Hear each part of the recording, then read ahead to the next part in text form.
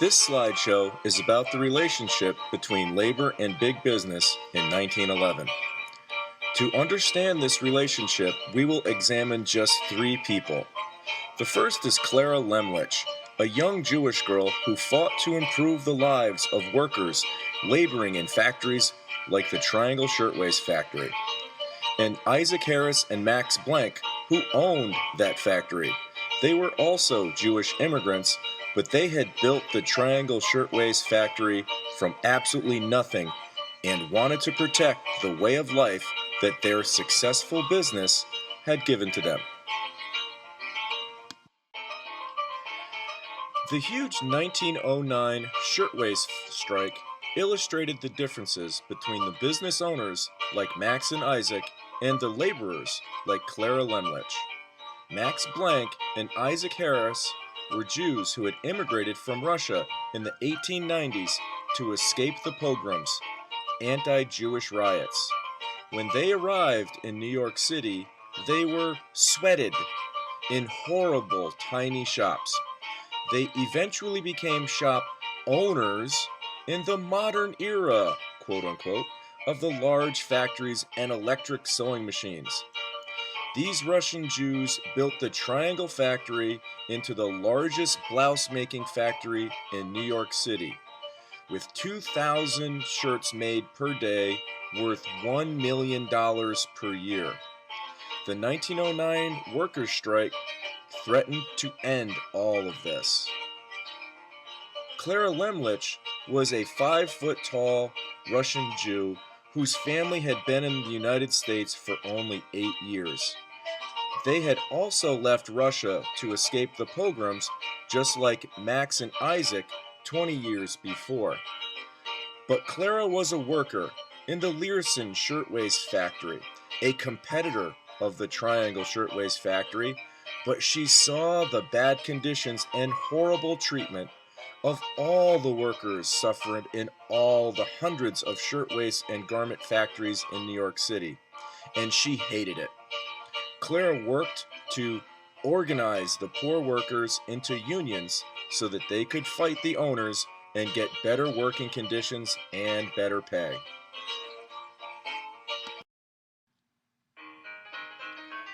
Sweatshops. Originally, sweatshops were tiny clothes factories that a person would set up in their tenement apartment. They would pay new immigrants to sew clothes for tiny amounts of wages. The workers worked 7 days per week and at least 12 hours per day. The workers were expected to make more and more clothes for less and less money until they got sick of it and quit. For example, workers were charged for pins, thread, and needles that they used. Lunch breaks would be shortened. They would start earlier each week and end later each day, but still get less pay. This whole process was called sweating. The owner would then get more immigrant workers to replace the ones that had just quit. When they were still greenhorns, or brand new immigrants who were ignorant of American customs, Max Blank and Isaac Harris were sweated during the worst years of this practice. This horrible experience probably made them blind to the conditions inside their own Triangle Shirtwaist Factory 20 years later. This photograph is of a typical sweatshop in a dumbbell tenement. I need you to list the fire hazards and safety issues that you see in this picture and write them down in the box labeled slide number 4 on your note sheet under this picture.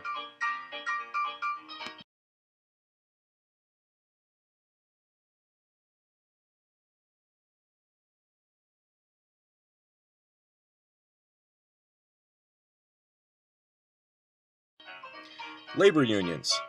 Labor unions are when workers join together for better pay and working conditions. There is strength in numbers. For example, if one student complains that the homework last night was too hard, that's not really a big deal. But if 150 students all said that last night's homework was too hard, the teacher would have to listen. Clara Lemlich organized a female garment workers union. It was called Local 25. Local 25 was made up of poor, Eastern European sewing machine workers, when it was almost 100% female. Because of its poor, unskilled female membership, it was seen as a weak union. They fought hard to get a 20% increase in pay and a 52-hour work week, as well as the right to join a union. They were fighting to get a 52-hour work week because they were generally working more than that. Yay.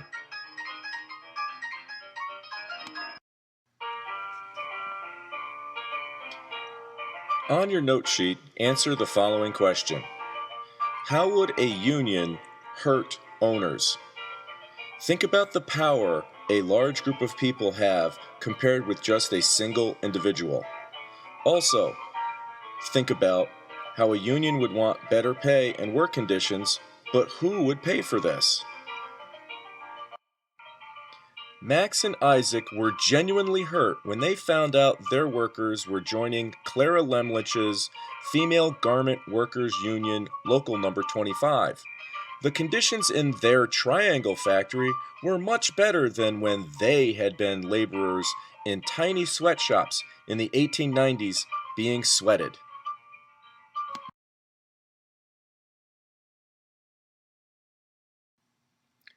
Clara Lemlich wanted to form a union to protect young girls like this.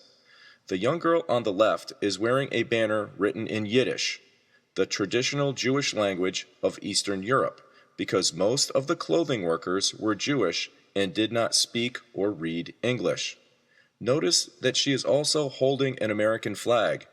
Many Americans did not trust the patriotism of these newly arrived immigrants. By holding the flag, these girls could demonstrate their pride in their new home country. Roughly 80% of all the shirtwaist makers were either Russian or Polish Jews. Americans made up only 10% of the workers, and the Italians made up the final 10%. Lockouts. A lockout is when the owners do not allow workers into the factory. They literally lock them out. No work equals no pay for the workers, so they are basically fired. The Triangle factory owners, Max Blank and Isaac Harris, locked out their workers in 1909 when they found that they were trying to join a union. Max and Isaac were genuinely hurt when they found out their workers were joining Clara Lemlich's Female Garment Workers Union Local Number 25. The conditions in their Triangle factory were much better than when they had been laborers in tiny sweatshops in the 1890s being sweated. On your note sheet, answer the following question. How would a lockout hurt workers? Think about how an unemployed worker would be able to pay their rent or get food. Also, how long could the locked out workers survive before they had to beg to go back to work to get paid?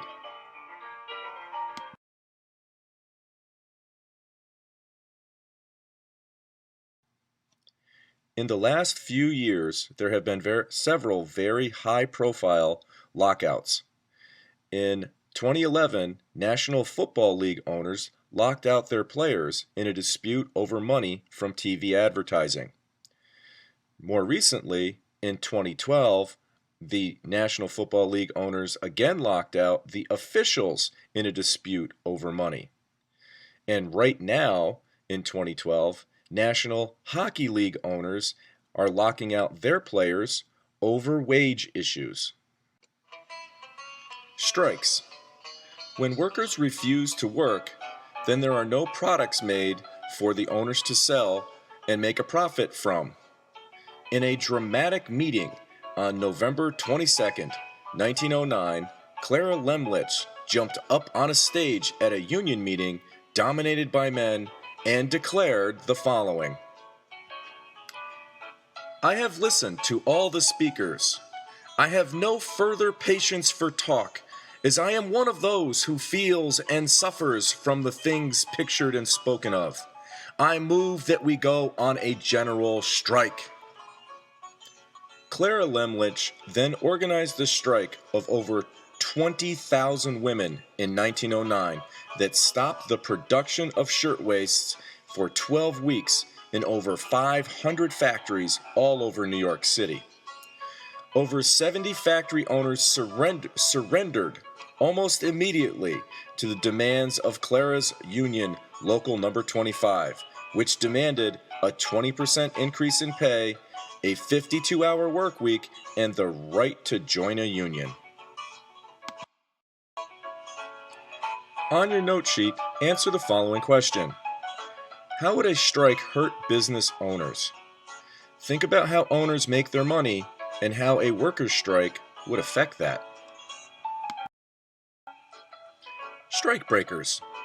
Strikebreakers, or scabs, were people hired by the owners to work in the factory to replace the workers when the workers were on strike. Other people were hired to fight with the striking workers to scare them back to work. Clara Lemlich was beaten up brutally by a thug named Charlie Rose, who was hired by shirtwaist factory owners to shut her up. Mobsters were hired to fight striking women workers in the streets in 1909. Also in 1909, Max Planck and Isaac Harris hired prostitutes to replace the striking shirtwaist workers.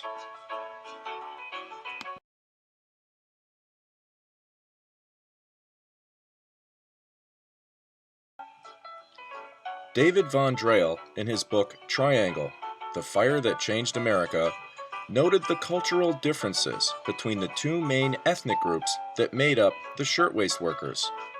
The Italians came to the United States because they needed money. Also, the Italian girls were ruled over by their fathers, who focused on the economic benefits of their jobs and didn't really care about the current American social order. To contrast this, the Jewish girls had come over from Poland and Russia, where they were politically and religiously oppressed. They had come to America for freedom, not necessarily money, and did not want to be repressed again in any way. The Jewish girls were also allowed more economic freedom in their families, as Jewish men were encouraged to shun the workplace and spend time doing religious study and praying. As a result, most strikers were Jewish girls looking to change the current order of things, and most of the strike breakers were Italian girls, who may have been sympathetic to the Jewish girls their desire to change things, but had to bring money home to Dad. On your note sheet, answer the following question. Why did workers hate strikebreakers, or scabs? Think about what strikers were trying to do and what strike breakers and scabs did. The police in New York City were controlled by the corrupt Democratic political machine known as Tammany Hall. The police allowed illegal activities to happen as long as they were sugared or paid bribe money. This money, or sugar, was also given to Tammany Hall politicians by both legal and illegal business owners. In return, the powerful Tammany Hall politicians would make sure nothing interfered with these business owners. When fights would break out between strikers and strikebreakers in the 1909 shirtwaist factory strikes, only the strikers would be arrested and jailed. The owners had paid plenty of sugar to allow their strikebreakers and scabs to get into their factories so they could make money. In 1909, Clara Lemlich and her union, the Female Garment Workers Local 25, organized the largest strike in New York City history up to that time. On your note sheet, answer the following question. Workers used unions and strikes to get what? Think about what the workers wanted, and how did unions and strikes help them get this?